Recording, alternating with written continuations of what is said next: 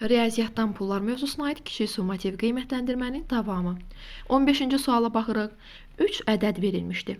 İkinci ədəd birincinin yarısı, üçüncü ədəd isə ikincinin 1/3 qədərdir. Üçüncü ədəd 8 olarsa, birinci ədədi tapın. Uşaqlar, 3 dənə ədədimiz var. 1, 2 və 3. Bizə məlum olan sadəcə üçüncü ədəddir. İndi buna əsasən digər ədədlərimizi də tapacaq. Üçüncü ədəd 8-dir. Şərtdə nədir? Üçüncü ədəd ikincinin 1/3 qədərdir. İkinci ədədi bilmirik, ona görə verəcəyik x. X-ın 1/3 hissəsi eləyəcək 8. Bu nə deməkdir uşaqlar? X-i böləcəyik məxrəcə, vuracaq surətə. X-i 3-ə bölsək, 1-ə vurmağa artıq ehtiyac yoxdur. X-i 3-ə bölsək, cavab olacaq 8. Neçəni 3-ə böləndə 8 alınır. Bunun üçün 8-i vuracaq 3-ə, x-imiz olacaq 24. Buradan biz ikinci ədədin qiymətini tapdıq ki, ikinci ədədimiz 24. Daha sonra nədir? İkinci ədəd birincinin yarısıdır. İkinci ədədimiz birincinin yarısıdırsa, birinci ədədimizi tapmaq üçün nə edəcəyik? 24-ü vuracaq 2-yə, cavab olacaq 48. 15-ci sualın cavabını tapdıq ki, birinci ədədimiz 48-dir. Keçək 16-cı suala. 16-cı sual. 10 mərtəbəli binanın tikintisində hər yuxarı mərtəbədə əvvəlkindən 2 nəfər çox işləyir. Deməli, qeyd eləyək 10 mərtəbəli binamızı. 1, 2, 3 və 10. Deməli, qeyd edir ki, axırıncı mərtəbədə 21 nəfər çalışır. Uşaqlar, yəni sonuncu mərtəbədə 21 nəfər adam var. Və şərtdə deyir ki, hər yuxarı mərtəbədə əvvəlkindən 2 nəfər çox. Əvvəlkindən 2 nəfər çoxdursa, biz də 2-2 azaldıb çalışanların sayını tapacaq.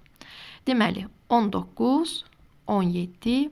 Beləliklə, hər mərtəbədə neçə insan çalışdığını tapdıq və bizdən şərtdə nə istəyir? Bu binanın tikintisində ümumi neçə nəfər işləyir? Ümumi tapmaq üçün təbii ki, bu ədədlərin hamısını toplayacaq və cəm eləyəcək 120. Tapdıq ki, ümumi 10 mərtəbəli binada 120 nəfər adam işləyir. Cavab A bəndi. 17-ci sual.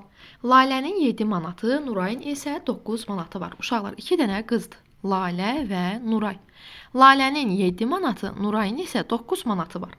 Ata onların hər birinə gündə 3 manat verir. Hər birinə gündə 3 manat verirsə, neçə gündən sonra onların pulları birlikdə 40 manat olacaq. Uşaqlar, hal-hazırda baxaq ki, Lalə ilə Nurayın nə qədər pulu var? 7-nin üstünə 9 eləyəcək 16.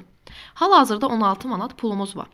Və ata hər gün hər birinə 3 manat verirsə, ümumilikdə hər gün ata nə qədər pul verir? 6 manat pul verir. 40 manata gəlib çatması üçün 16-nın üzərinə əlavə eləyək 6-nı. 22 üstəgəl 6, 28 üstəgəl 6, 34 üstəgəl 6, cavab eləyəcək 40. Tapdıq ki, neçə gündən sonra onların pulu 40 manat eləyəcək? 1, 2, 3, 4 gündən sonra qızların ikisinin birlikdə pulu 40 manat olacaq. Cavabımız 4 gün, D bəndi. 18-ci sual. Nigar, Sona, Arif və Arzu bacı qardaşlar. Deməli, evdə 4 dənə uşağımız var. Nigar, Sona, Arif və Arzu. Bacı qardaşlar, Arzu ailənin ən kiçiyidir. Deməli, Arzu evdə 4-cü uşaqdır. Arif Sonadan böyük, Nigardan kiçikdir. Arif Sonadan böyükdürsə, onda Arif 2-ci uşaqdır. Sona olacaq 3-cü uşaq.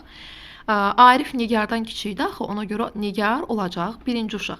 Əvvəlcə Nigar böyükdür, daha sonra Arif, daha sonra Sona və sonuncu Arzudur. Uşaqların ən böyüyü kimdir? Tapdıq ki, ən böyük uşağımız Nigardır.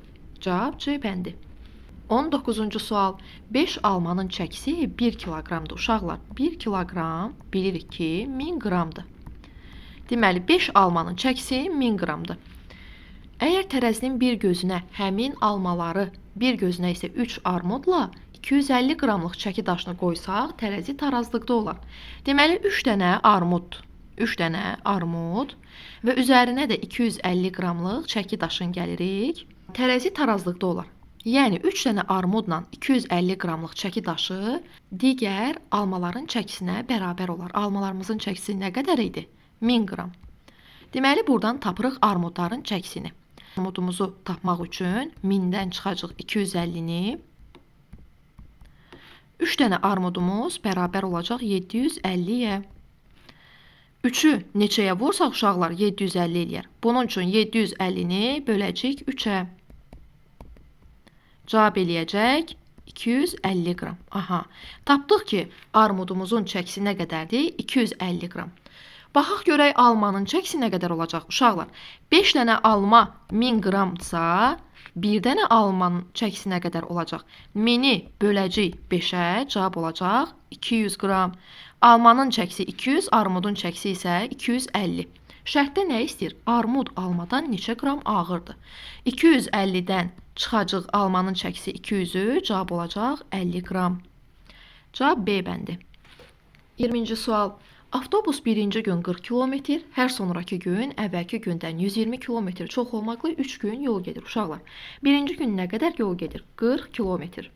Deyir, hər sonraki gün əvvəlkindən 120 kilometr çox olmaqla. Deməli, getdiyimiz yolun üzərinə 120 kilometr gələcək. İkinci gün olacaq 160 kilometr və yenə də üzərinə 120 kilometr gələcək. Axı 3 gün yol gedib, olacaq 280 kilometr. 3 gündə getdiyimiz yolu tapdıq. Deyir, avtobus hər 60 kilometr yola 6 litr yanacaq işlədir.